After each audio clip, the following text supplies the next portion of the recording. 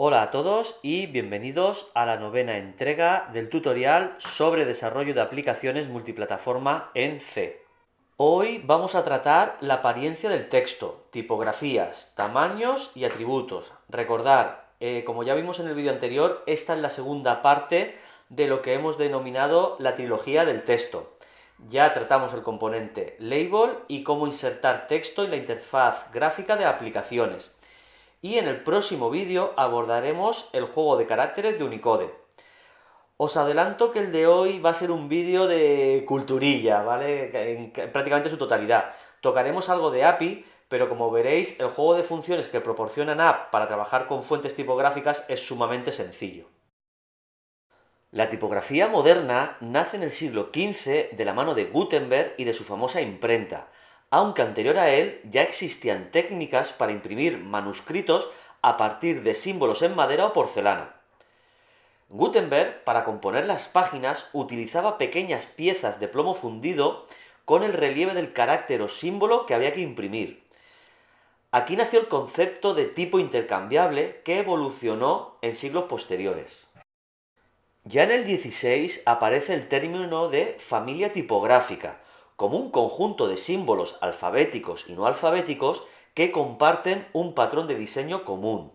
Por ejemplo, si tomamos la tipografía helvética, observamos que todos los caracteres se parecen, ya que existe coherencia en sus propiedades estructurales y estilísticas. Y ya metidos en el mundo de las computadoras, las primeras tipografías eran conocidas como bitmap fonts. Aquí se creaba una celda de píxeles y se marcaban aquellos que componían el carácter.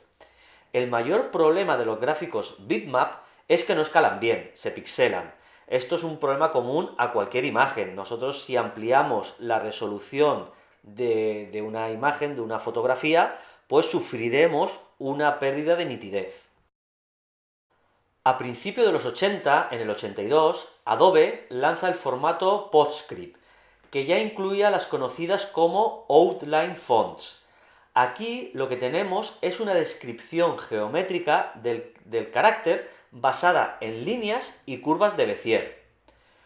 Cuando el ordenador debe dibujar o renderizar, que es el término correcto, una letra, lo que hace es calcular qué píxeles exactos la componen en función pues, de dicha geometría y del tamaño que debe ocupar en pantalla. Este proceso es conocido como rasterización, pasar de un gráfico geométrico a un gráfico de raster, de píxel. La gran ventaja de estos es que escalan perfectamente. Si en cualquier procesador de texto ampliáis el tamaño de letra, se puede comprobar que no pierden nada de calidad. A finales de los 80, Apple lanza el formato TrueType para competir con Adobe y le vende una licencia a Microsoft, que lo incorpora en la versión 3.1 de Windows, en el año 91. Todo esto está genial, la tipografía es un arte apasionante, pero ojo al utilizar tipos de letra en interfaces de usuario. Como podéis comprobar, los sistemas operativos modernos, pues Windows 10, MacOS o Ubuntu, destacan por su sobriedad en el uso de tipografías.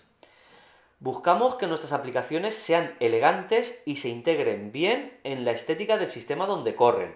Apostaremos siempre desde aquí por la apariencia nativa y aconsejamos la consulta de las Human Guidelines publicadas por cada fabricante de sistemas. Ahora bien, en determinadas partes de la aplicación, normalmente en áreas de dibujo, las conocidas como Custom Views, podremos saltar esta regla y utilizar fuentes más artísticas, por decirlo de alguna forma, en consonancia con lo que estemos representando. Bien puede ser un juego, un gráfico de barras, una composición de imágenes, pues aquí evidentemente tenemos mayor libertad. Pero para el resto de la interfaz, lo que son los labels, los buttons, los pop-ups, los menús, etcétera, etcétera, deberíamos ceñirnos a estándares. Vamos a ir viendo ya cómo vincular tipografías a controles de interfaz. Empezamos con la familia System, que será la utilizada por defecto en el sistema operativo donde corra el programa. Dependiendo de cada fabricante y versión, la fuente System asociará una familia tipográfica u otra, por tanto no es un tipo fijo. Por ejemplo, en sistemas Windows se utiliza la tipografía Segoe, mientras que en las últimas versiones de MacOS se utiliza la conocida como San Francisco. En lo referente a tamaño de letra, hay tres predefinidos: pequeño, mediano y grande. El tamaño medio es el seleccionado por defecto dentro de las preferencias del sistema operativo, y es el que debemos utilizar casi siempre. Recordad lo que hemos comentado hace un momento sobre las Human Guidelines. El tamaño pequeño y grande realizan un incremento en relación al tamaño medio y deberían utilizarse en casos muy concretos y justificados, como por ejemplo barras de herramientas o botones que sea necesario resaltar. Y también podemos seleccionar diferentes atributos para la tipografía, como por ejemplo la negrita, la cursiva o el subrayado. Este es el constructor que ofrece el API de NavGUI para crear tipografías tipo System. Indicaremos el tamaño y los tres atributos que hemos comentado anteriormente. Estos constructores no crean la fuente en sí, tan solo generan un identificador. La fuente propiamente dicha se creará cuando sea necesario y permanecerá en stock para posibles usos posteriores. Por tanto, no tengáis miedo a utilizar estos constructores siempre que sea necesario, ya que la gestión interna de tipografías está muy optimizada dentro de NavGUI. Aquí tenéis un pequeño adelanto del uso de la fuente System. Al final del vídeo realizaremos una ejecución del programa donde alternaremos entre diferentes tipos de fuentes. El tipo System medio será el utilizado por defecto en todos los controles de interfaz siempre y cuando no asignemos explícitamente otro descriptor. Los tipos de letra monoespacio son aquellos donde todos los símbolos ocupan el mismo ancho. Se diseñaron originalmente para las máquinas de escribir, ya que era necesario avanzar el carro la misma distancia por cada pulsación de tecla. En ordenadores se utilizan mucho en entornos de desarrollo y donde haya que mostrar código fuente, ya que es necesario distinguir entre diferentes símbolos y realizar correctas tabulaciones horizontales. También se utilizan para emular terminales, ya que estos utilizaban sistemas de vídeo en modo texto, donde cada carácter ocupaba una celda de tamaño fijo. Aquí tenéis el constructor, es exactamente igual que el que hemos utilizado para la fuente System. Indicamos el tamaño y las propiedades. Y un ejemplo de uso de las tipografías monoespacio en una ventana de interfaz. Y por último veremos el constructor Custom, que nos permitirá utilizar cualquier tipo de fuente instalada en el ordenador. Aquí tenemos la función del API que añade un nuevo parámetro, el nombre de la familia tipográfica que deseamos utilizar. Y bueno, al igual que hemos mostrado antes, pues aquí tenéis un pequeño ejemplo de uso. Es importante tener claro que NavGUI no contiene ni instala ninguna tipografía, tan solo gestiona las existentes en el ordenador. Si fuese necesario utilizar una fuente concreta y no tenemos la certeza de que vaya a estar disponible, deberemos incluirla como recurso y cargarla en tiempo de ejecución, mediante las funciones tipo load. Tras la carga, ya podremos llamar al constructor custom para hacer uso de ella. Hablaremos de la gestión de recursos en vídeos posteriores. Una vez tenemos el descriptor, lo asignamos al control mediante la función setFont. En el caso de label, ya lo vimos en el vídeo anterior, donde presentamos todos los setters de este objeto. Y para cerrar el API Font, indicar que existen dos funciones para consultar las fuentes instaladas en la máquina. GetFamilies devuelve una lista de las familias disponibles y ExistFamily indica la existencia o no de la familia que buscamos. Aquí tenéis un pequeño ejemplo de esto, que como hemos dicho lo veremos al final en la ejecución de la aplicación. Vamos a dedicar esta última parte del vídeo a hablar de los tamaños personalizados. Hasta aquí solo tenemos tres disponibles: pequeño, mediano y grande, como hemos visto hace un momento. Pero es posible que necesitemos tipografías de una medida concreta, pues como veis en la imagen, pues tamaño 12, 36, 48, 72 o cualquier otro. Las medidas personalizadas, además del valor numérico, deben de indicar el tipo de unidad, píxeles o puntos. Veremos a continuación a qué hacen referencia cada uno de estos tipos. La unidad píxel indica la altura del carácter en píxeles, como no podía ser de otra forma. Esta medida es muy intuitiva, ya que nos permite hacer una idea mental de cómo quedará el texto con respecto a otros elementos de la interfaz. También tenemos la certeza que al ejecutar el programa en diferentes plataformas, todas ellas tendrán un tamaño similar, aunque es posible que varíe ligeramente en caso de fuentes System, ya que como hemos visto no son las mismas para todos los sistemas operativos. Para utilizar tamaños personalizados, como veis, en el constructor de la fuente indicamos el valor numérico en el campo size, en lugar de las tres constantes que hemos utilizado antes. Indicaros que la unidad píxel es establecida por defecto, no es necesario asignarla explícitamente.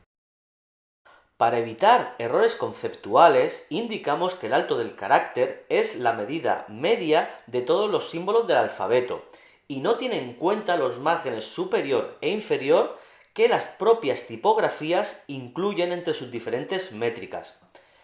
A la altura del carácter más los márgenes se le denomina cell height o alto de celda y será por norma general ligeramente superior a la medida que hemos asignado en el constructor. Por esta razón, la altura del componente label será algo mayor que la altura en píxeles del carácter. Las unidades en puntos, al contrario que los píxeles, están relacionadas con las fuentes impresas en papel. Son las que se utilizan en procesadores de texto, ya que todos ellos trabajan en base a un tamaño de página. Estos puntos hacen referencia a la cantidad de gotas de tinta que un dispositivo de impresión puede generar por unidad de medida. Aquí aparece el término DPI, dots per inch o puntos por pulgada. En tipografía se establece la medida de 72 puntos por pulgada, o, lo que es lo mismo, una fuente de tamaño 72 tendrá una altura de carácter de aproximadamente 2,54 centímetros. El problema llega cuando queremos representar fuentes expresadas en puntos en una pantalla, ya que aquí el elemento mínimo es el píxel y no existe correspondencia entre píxeles y milímetros. Esto dependerá de la resolución de pantalla y del tamaño físico del monitor.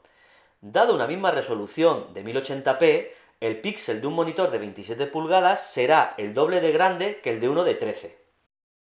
Por tanto, se precisa de algún tipo de convenio que determine a cuántos píxeles equivale una pulgada métrica. Aquí podemos encontrar diferentes términos que hacen referencia a lo mismo: PPI o Pixels per Inch, Logical Inch o Device Independent Pixel. Y aquí es donde empiezan los problemas. Tradicionalmente, en sistemas Windows se establecen por defecto 96 píxeles por pulgada, mientras que los Apple Macintosh utilizan el estándar de 72 píxeles por pulgada. Además, en Windows, este valor de 96 puede cambiarse desde las preferencias de usuario, creando un PPI personalizado que escale el texto en todo el entorno de escritorio. Por tanto, la moraleja de esto es que al utilizar unidades en puntos no tenemos la certeza de cuál será el tamaño final del texto en pantalla, ya que depende de los factores comentados anteriormente. Lo más habitual será comprobar que los textos en Windows son un 33% más grandes que en MacOS, debido a la conversión 96 ppi versus los 72 ppi de Apple. Como en la mayoría de ocasiones buscamos control sobre el tamaño del texto y portabilidad, las unidades por defecto serán los píxeles. Para utilizar puntos sí que lo debemos marcar explícitamente en el descriptor de la fuente. Y para verlo todo, el utilizar píxel como unidad de medida puede llevarnos a incongruencias entre tamaños.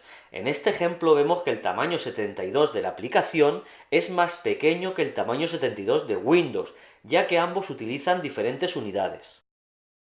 Bueno, pues vamos a despedir el vídeo mostrándoos la aplicación que hemos creado para hoy, tutorial 9. Bueno, esta aplicación va a ser muy sencilla, hemos hecho unos cambios de fuentes, como vais a ver, lanzamos. Bien, aquí la tenéis, la fuente System. Ahora hacemos un cambio a la monoespacio, Tan solo hemos creado unos labels y hemos, bueno, alternado entre diferentes tipos de tamaño. La fuente custom, concretamente Times New Roman. Otra fuente custom, Comic Sans. Aquí en otra opción hemos metido una lista de todas las tipografías que incluye este ordenador, utilizando la función font get families. Y por último, tamaños. Aquí tenemos el tamaño en píxeles y en tamaño en puntos. ¿Veis? Que al alternar entre uno y otro, el tamaño en puntos es más grande. ¿Por qué? Pues por todo lo que hemos explicado anteriormente.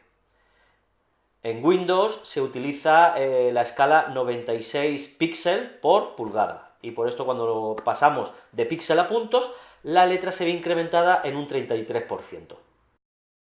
Y como es habitual, nos gusta siempre hacer una ejecución en MacOS, ¿vale? A partir del mismo código fuente, ¿vale? Lanzamos la aplicación, bueno, y aquí la tenéis, fuente del sistema, fuente monoespacio,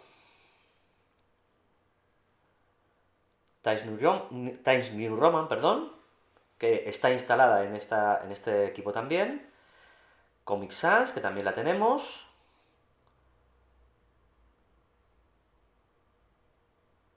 la lista de fuentes, al igual que vimos en Windows,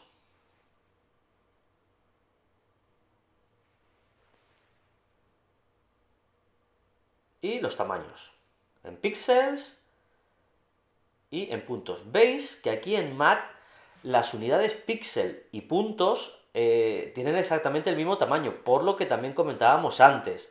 En Mac se utiliza la escala de 72 píxeles por pulgada, que se traduce en una equivalencia que un punto es un píxel. Bueno amigos, pues hasta aquí el vídeo de hoy. Hemos dado un buen repaso al API de fuentes dentro de NavGUI y también hemos introducido algunos conceptos relacionados con el fascinante mundo de la tipografía digital. Muchas gracias y nos vemos en el siguiente vídeo. Hasta entonces, que os vaya muy bien. Adiós.